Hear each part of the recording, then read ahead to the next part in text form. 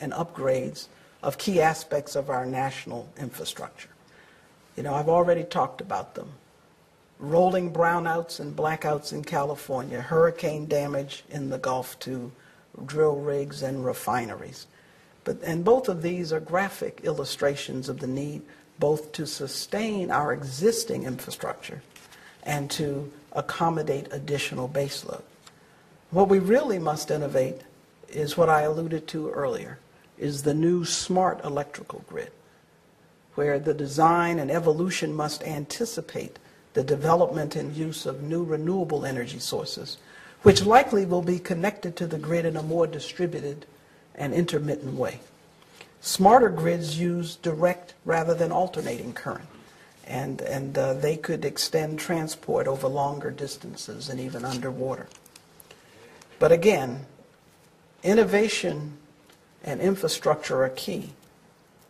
But where do you think it all begins? They rest on discovery, on basic research.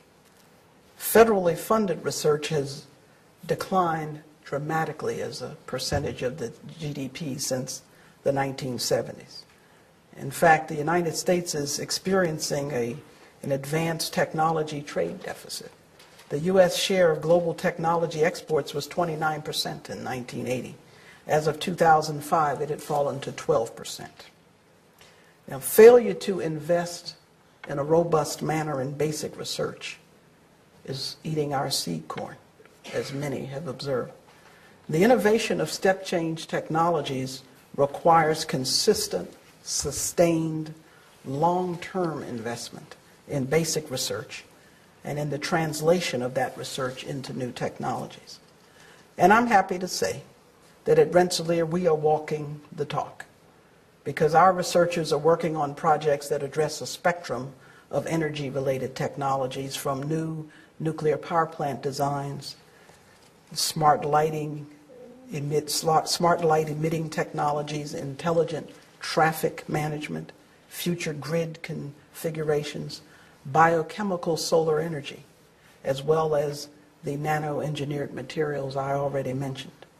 We've created a paper battery, a cellulosic material infused with aligned carbon nanotubes which act as electrodes and allow the storage devices to conduct electricity.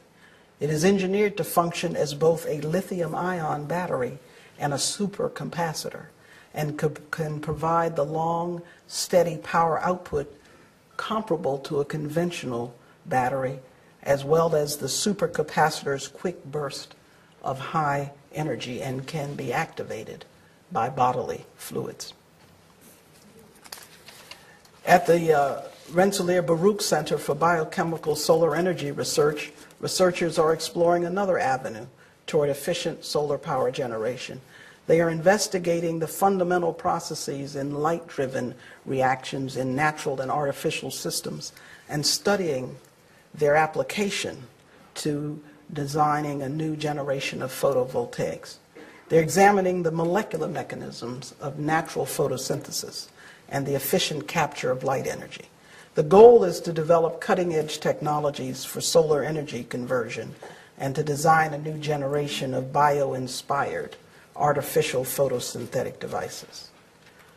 This fall, we launched the Rensselaer Smart Lighting Center, one of 5 new National Science Foundation engineering research centers nationally, and the only one in New York State. Researchers there are creating new semiconductor-based materials, devices, applications, and systems that will replace and transcend the incandescent light bulb and even the compact fluorescent bulb.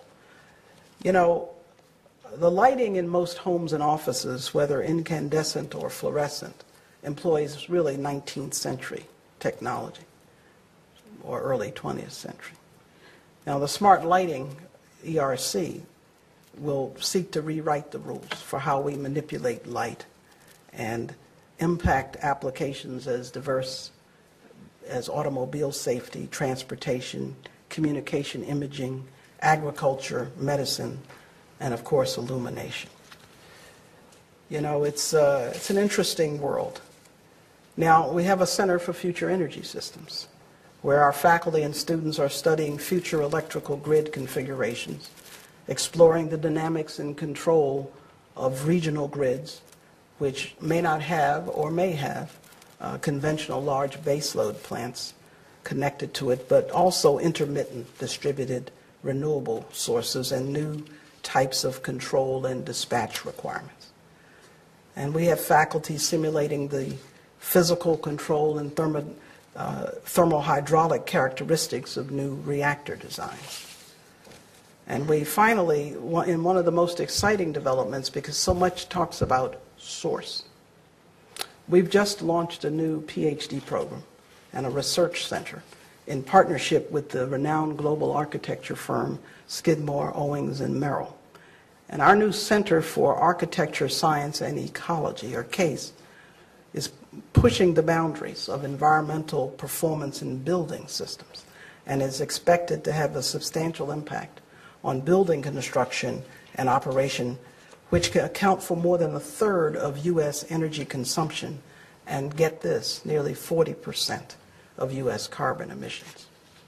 So let me give you 3 quick examples of what CASE is doing.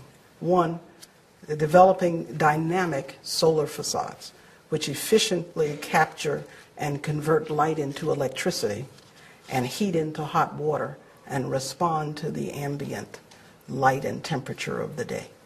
Conventional solar energy systems are about 14% efficient. This system has a combined heat and power efficiency of nearly 80%. They're designing aerodynamically shaped tall buildings that amplify the speed and power of the wind, which is then harnessed in attached wind turbines. Thus, instead of trying to minimize the impact of the wind on a building, the design maximizes and uses it. And finally, they are creating dehumidifying systems for hot, humid, drought-stricken climates that not only remove humidity from the air, but can turn it into potable drinking water. Advances in biotechnology enable architects and engineers to use intelligent desiccant materials to achieve this goal. In each case that I've described, the building becomes a living part of its surroundings, working with the environment rather than opposed to it. This is a remarkable paradigm shift, which adds environmental sustainability to the traditional concerns of architects and engineers. And this is a lead into my final point, because this is what's exciting our students, sustainability. And so we challenge them as engineering and science students to use their knowledge to do something about it. I've already said that innovation requires investment in research and development. But innovation fundamentally requires what? People. The question is, are we as a nation equipped with the human capital for the robust innovation the energy and climate change challenge demands of us? As a university president and a aging theoretical physicist, I have a deep concern that our national innovation capacity is in jeopardy, because converging forces have created what I've long called the quiet crisis, which is eroding the production of scientists, mathematicians, engineers, and technologists we need. The scientists and engineers who came of age in the Sputnik era, like